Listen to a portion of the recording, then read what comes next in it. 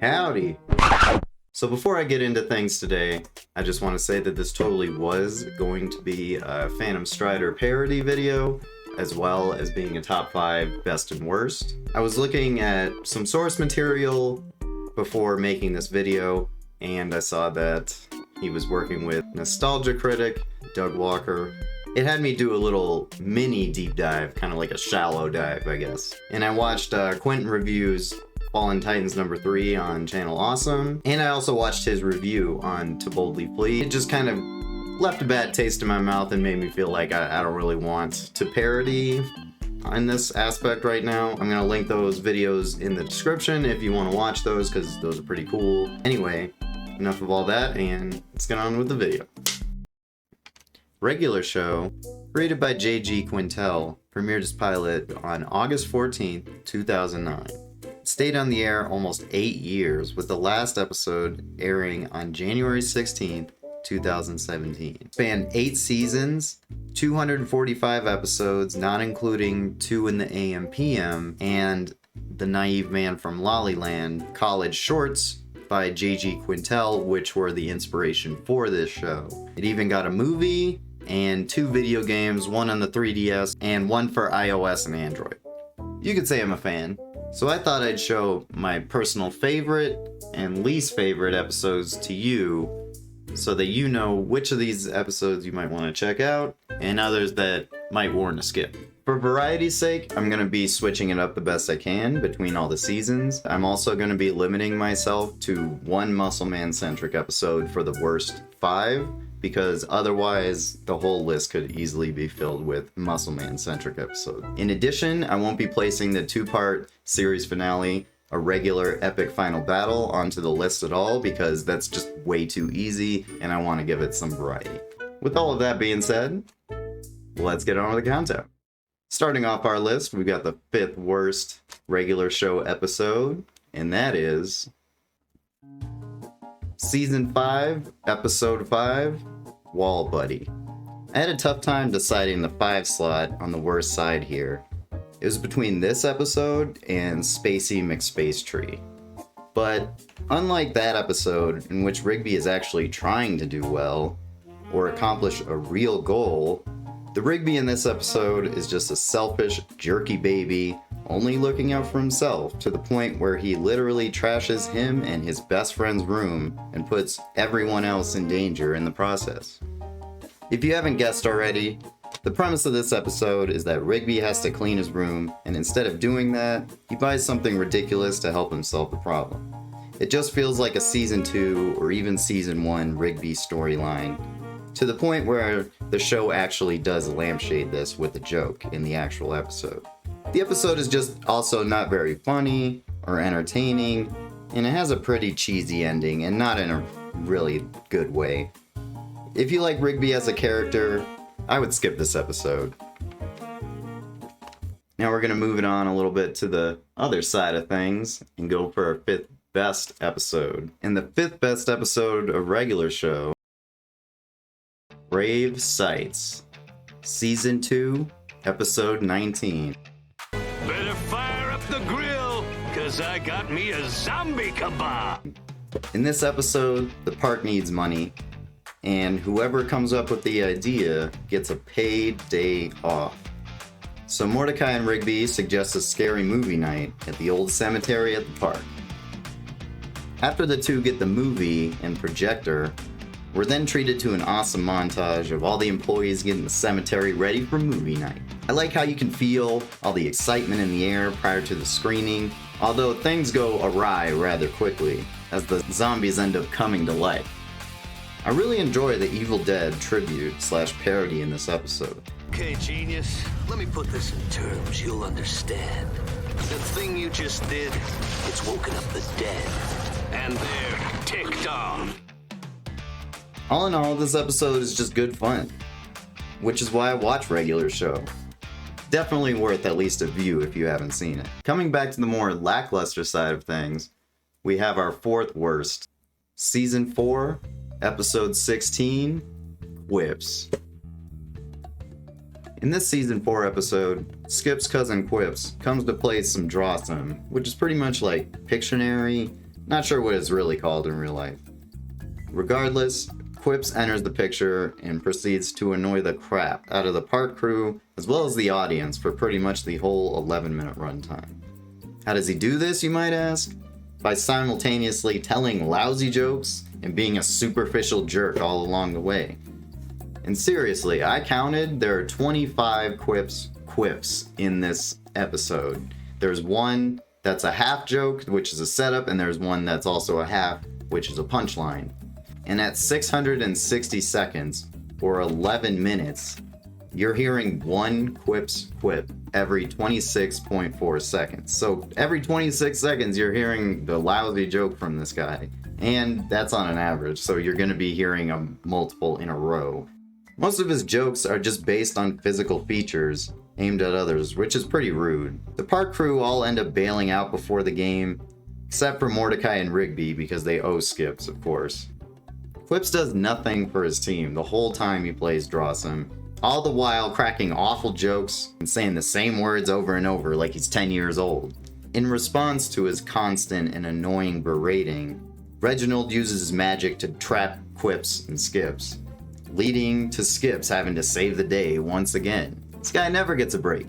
This episode is just annoying. Quips gets old really quickly. This episode isn't even really worth scrolling down the list of episodes to click on it. Getting back to the good side of things, fourth best regular show episode is... It's actually our first 23-minute special episode.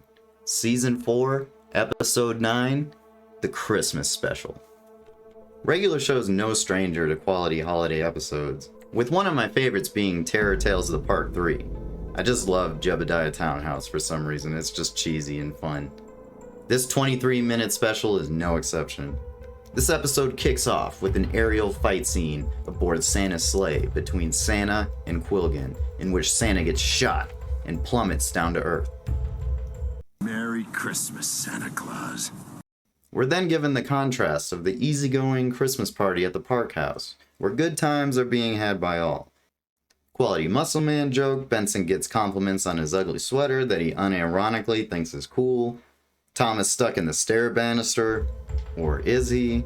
Mordecai and Rigby are eventually tasked with retrieving soda from the garage, where simultaneously Santa crashes back down to Earth. After facing a bit of skepticism from the two, Santa confirms to Mordecai and Rigby that he's in fact Saint Nick in the flesh. By the way, the late Ed Asner played a really cool grizzled version of Santa in this episode. What? Santa Claus? Now, Santa McMurphy. Yes, Santa Claus. It was an awesome performance. Anyway, Santa proceeds to tell the guys to destroy the box so Quilligan can't get his hands on it. He then tells them that Quilligan used to be his lead toy designer, and he basically made this box that gives people whatever they want, but it makes them evil. Basically, it just turns people into Black Friday shoppers in America. So if Quilligan gets his hands on it, Christmas will be ruined forever. The gang ends up teaming up with the whole park squad, and they're off Lord of the Rings style to destroy this evil box. They end up getting captured by Gene, played by Kurtwood Smith. He calls them dumbasses, then he realizes what's up, lets the gang go before Quilligan arrives. After this, the park crew faces a series of challenges that are both comedic and a little odd in true regular show fashion. They finally make it to the lava pit, but Quilligan has beaten them there because he used the stairs. Just as Mordecai is about to hand over the box to Quilligan, Santa swoops in on a hoverboard, rocking an invisibility cloak to thwart Quilligan momentarily. Quilligan throws a grenade. Santa shields everyone from the blast, but Quilligan gets his hands on the box. All seems lost, as Quilligan is ready to wish for the destruction of Christmas forever. Mordecai tackles Quilligan, sending them both hurtling towards the lava. Rigby jumps in to save him. Mordecai pulls out a two-person hoverboard out of the box, saves Rigby. Quilligan and the box go tumbling down into the lava to meet their respective dooms. Also, the musical score in this scene is just really fitting. It just goes with the lava pit. The day is saved and everybody can party again. Plus, Mordecai and Rigby get invisibility cloaks. Merry Christmas, everyone! This episode is just a nice mix of all things regular show. Great guest stars, crazy adventure, over-the-top plot. That's what regular show is, baby. Alright, we're getting into the nitty-gritty over here with our third worst episode of regular show. I have a guest here. Luther! Yeah, Luther baby. I guess he's gonna help me make this video, so. You gotta chill it over here, Luth. Cool. Yeah. Season 7, Episode 10, The Return of Party Horse. If you took all the emotional vulnerability and wit out of BoJack Horseman and replaced it with the essence of Johnny Test, you'd have the return of Party Horse. I'm not sure if it's because I'm not a pro or whatever, but I really don't care about Party Horse as a character. He's just an annoying Chad who parties all the time. The premise of this episode is that Party Horse got dumped and he needs help winning his babe back. Why should I even care? So the plan becomes to party the party out of Party Horse, and they fly to Party Horse Planet to hit up various parties. This is a return of episode the regular show would try with varying degrees of success. Mordecai, Rigby, and Party Horse end up hitting up various parties until eventually they end up in the, Principal Horse's party, and he ends up stealing the party essence from Party Horse. Party Horse briefly loses the party essence, but he regains it rather quickly when he just takes it from the hand of the Principal Horse.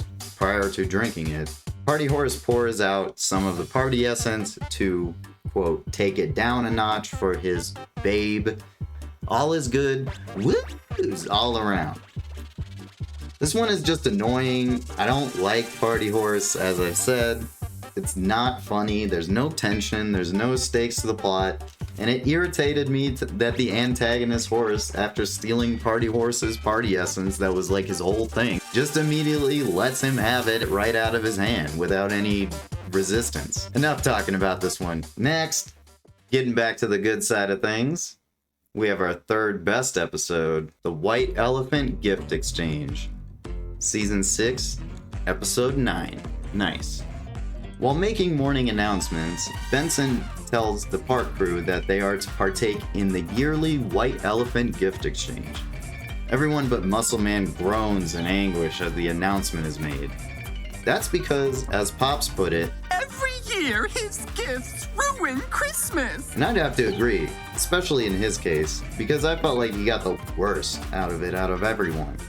He really wanted that ship in a bottle, and Muscle Man was dreadful about it, gifting him 20-year-old ranch dressing in the process. Even High Five Ghost has had enough of Muscle Man's shit. Yeah, I love the guy, but he doesn't know when to quit. So the gang devises a devious plan to rig the game with salad accessories and give Muscle Man the worst gifts they can find.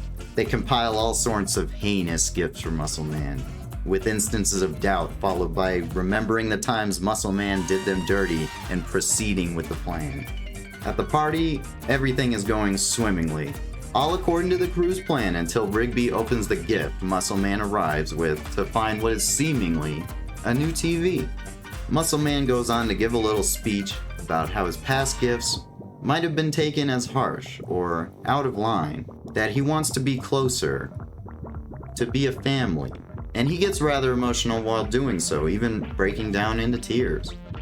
Just as Muscle Man goes to open the gift, however, all of the park crew, not including Muscle Man, get transported to what is essentially the realm of the White Elephant Gift Exchange. When they arrive, basically the GOP tells them they broke the rules, they ruined the spirit of the game, yada yada. This is a bunch of boomer tripe. This guy probably never has anything to do and he just wanted to flex. He ends up sending them back to stop them from letting Muscle Man open the gift. Plus he was all talk anyway, I told you. Upon returning, Rigby discovers that the TV Muscle Man brought was just old Chinese food in a TV box. Gotcha, bros. Heartfelt speech gets them every time. Benson then tells Muscle Man to Enjoy opening that gift. Honey, you've got a big storm coming. We now get what is one of the most satisfying scenes and endings to an episode of regular show. The visuals of the scene and the musical number accompanying it are just so perfect, and I feel like people have been waiting for something like this with Muscle Man for 6 seasons. If you haven't seen this one, recommend it. Coming in as the second worst episode of regular show, The Unicorns Have Got to Go. Season 1, Episode 8, I'm unsure if this is somewhat of a hot take. Some people apparently really like this episode, but it's totally not my thing. Mordecai sees an ad on TV for a clone called Dude Time because he wants to get with the ladies. Rigby is upset that Mordecai wants to buy this clone instead of helping him buy a game that the two can play together. Rigby in this episode is an agitating turncoat baby. If he stayed like this the whole series, I definitely wouldn't have gotten him tattooed on my arm.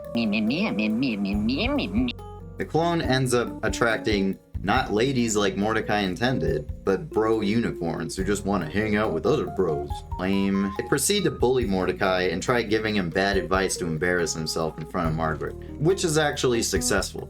All the while, Rigby is laughing along with them. They even have Mordecai drink unicorn slump, which I don't even want to know. I could get into it, but I'm not going to get into it. Later, the unicorns proceed to throw a rager at the park house, trashing it all along the way. They inevitably turn their forces on Rigby, bullying him and farting in his general direction repeatedly. The unicorn slump and this fart scene, I think, take this one into number 2 ahead of Return of Party Horse, or below, however you want to look at it. Rigby finally apologizes to Mordecai while pouting, and they finally get Skips to assist. They then set up a fake drag race where the unicorns get launched into the sky and blown up. I know it's a season 1 episode, but this episode just stinks. Similar with other episodes, the unicorns get really old really quickly. The novelty of them wears off. Two-dimensional characters that you don't want to really interact with or see. Again, these are all just my opinions. If you like this episode, that's great, and I'm glad you can find entertainment value where I cannot. Alright, sliding into the second best spot, Season 7, Episode 36, Rigby's Graduation Day Special. This episode serves as the climax and conclusion of not only Season 7 episodes having to do with Rigby attending high school, such as The Eileen Plan, Hello China, Jablonski, and Rigby Goes to Prom. In addition, the same can be said for Rigby's redemption arc. Season 7 focused on this change in quite a few episodes this season, not just including the high school episodes.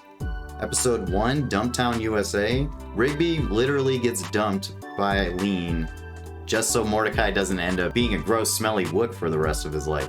And in episode 6, Birthday Gift, he makes Mordecai a video game. I don't know what else to say. That's just a really great friend right there. Like, a video game is just badass.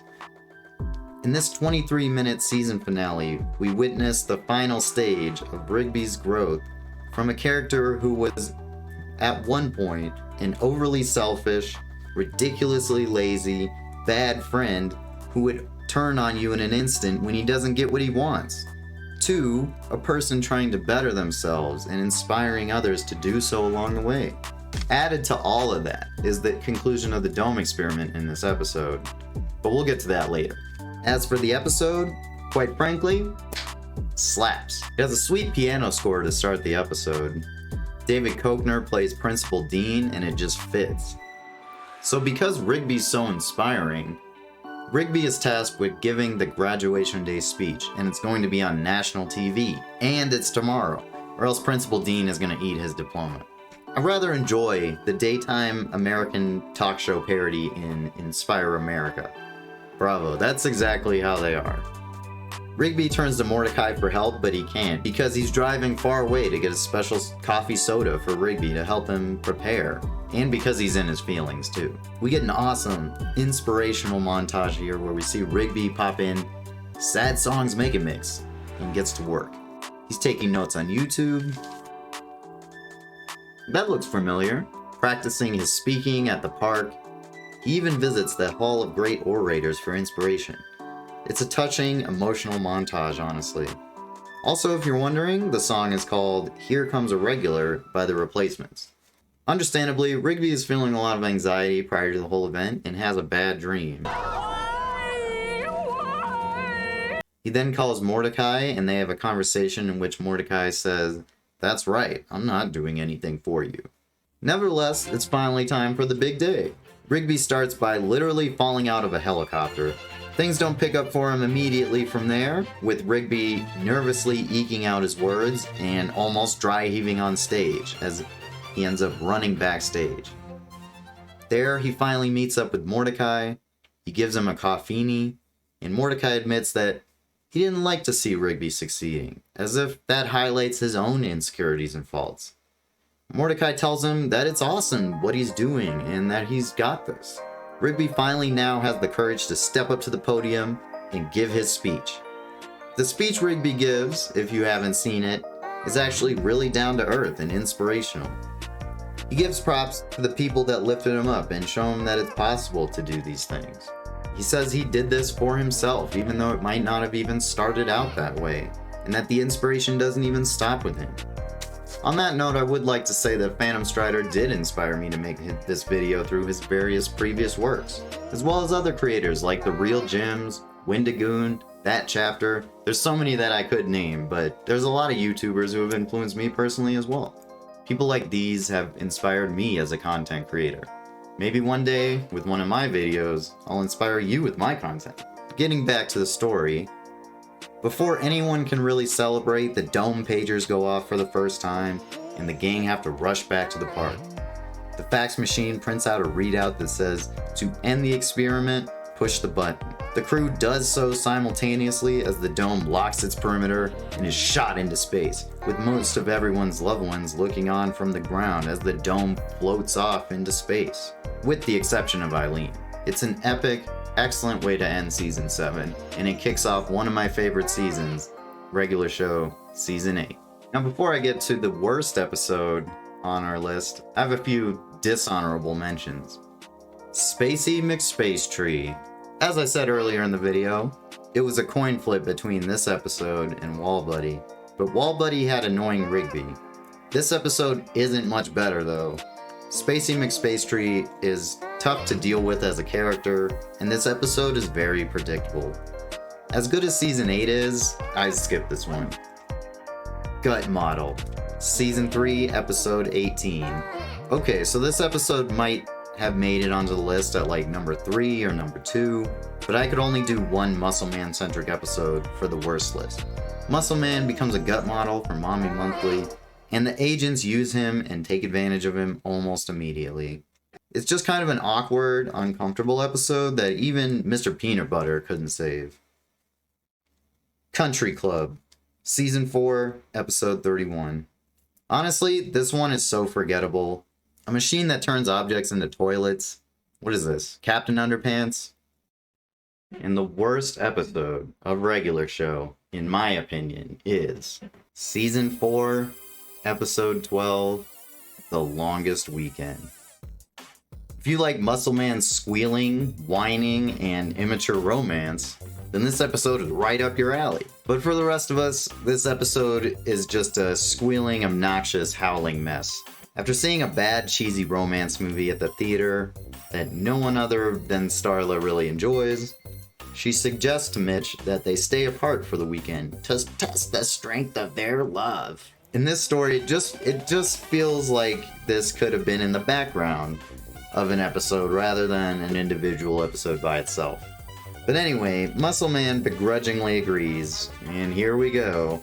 At the trailer, he starts hallucinating, seeing Starla on the side of a van, as a hot wing, as a puddle/mop combo, a watermelon, a cloud in the sky, as well as a lampshade, and a bowling ball, resulting in Muscle Man running out of the trailer, squealing, yeah.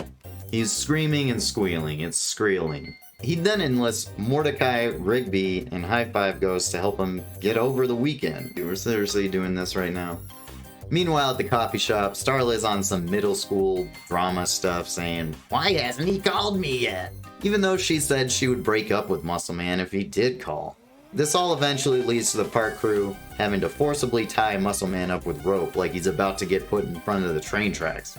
He later convinces Rigby to untie him to use the bathroom, gets tackled, and literally starts howling out for Starla. Which in turn is so loud that Starla hears and busts out of the coffee shop, where she too gets tackled by Margaret and Eileen, forcing her to howl out into the night like Muscle Man.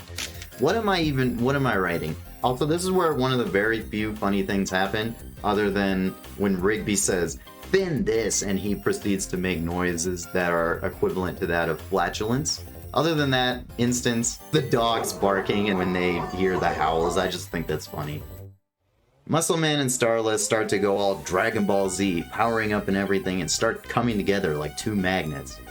Then, right as the clock strikes midnight, their forces smack together, causing an explosion, with the episode ending in a Muscle Man, Starla makeout session.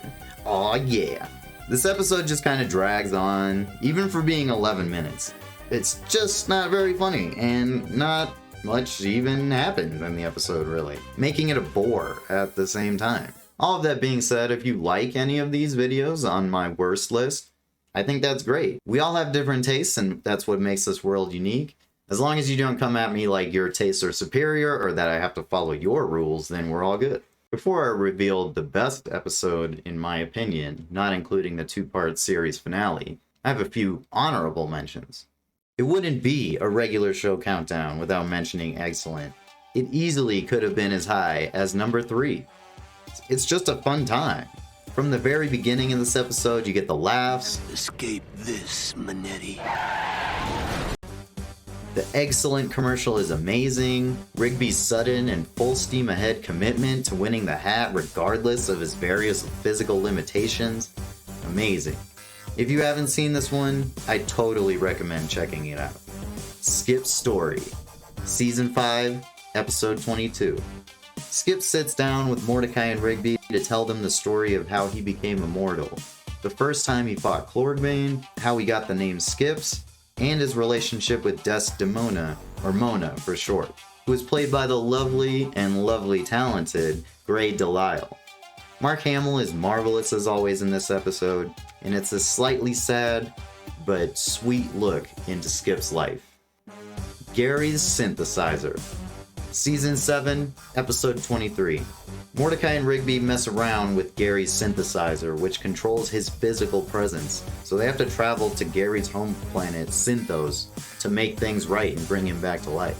This episode is just super cool, and the synthesizer battle between David and Gary when he finally physically reforms is a totally sweet jam. I would play some here, but I think it would get copyright, so I'm not going to, but I'm sure you could find it if you typed it into the search bar. Great episode, highly recommended. And the all-time best regular show episode that isn't the two-part series finale, in my opinion, is Season 8, Episode 25, Meet the Seer. This episode, in addition to continuing the Season 8 space storyline, also serves as a continuation and conclusion to the Format Wars / Disc Masters, which started all the way back in Season 4, Episode 30, The Last Laserdisc Player, and left off with Format Wars 2, Season 6, Episode 16.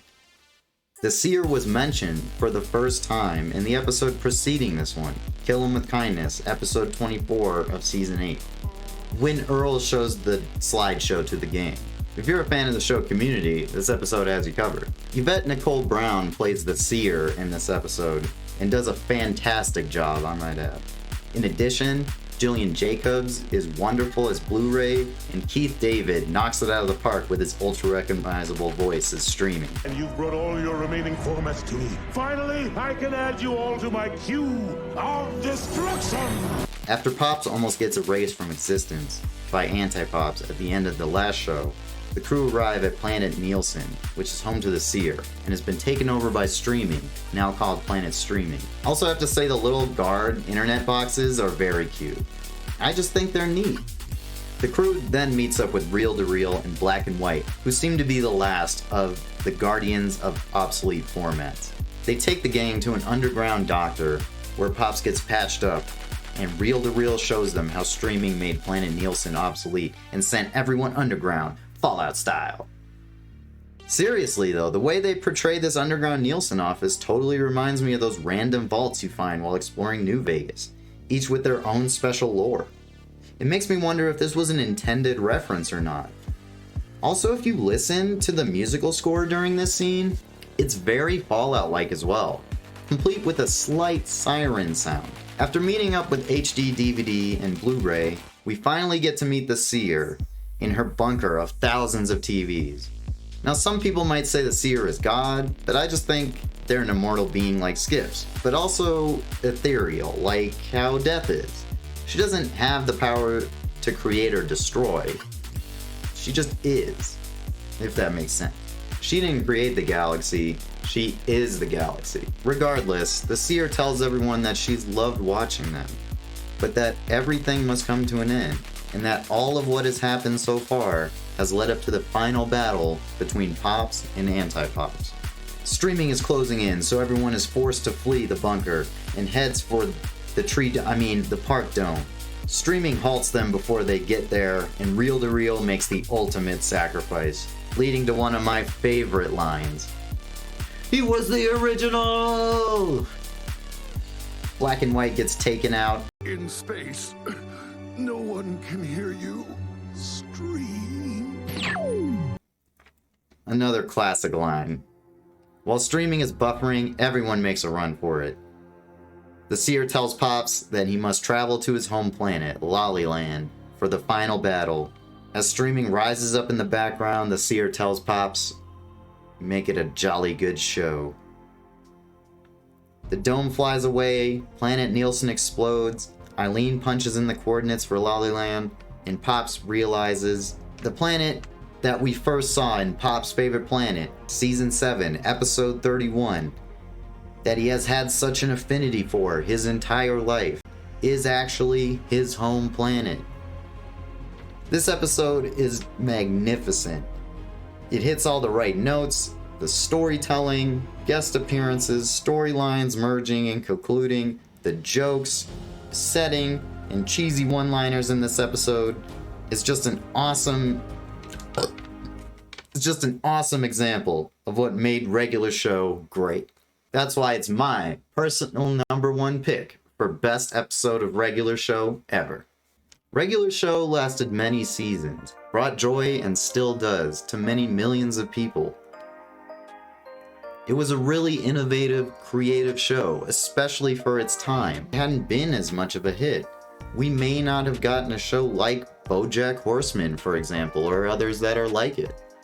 Those are just my thoughts. But thank you so much for watching. Shout out to all of you for watching my video. Shout out to Phantom Strider for the inspiration.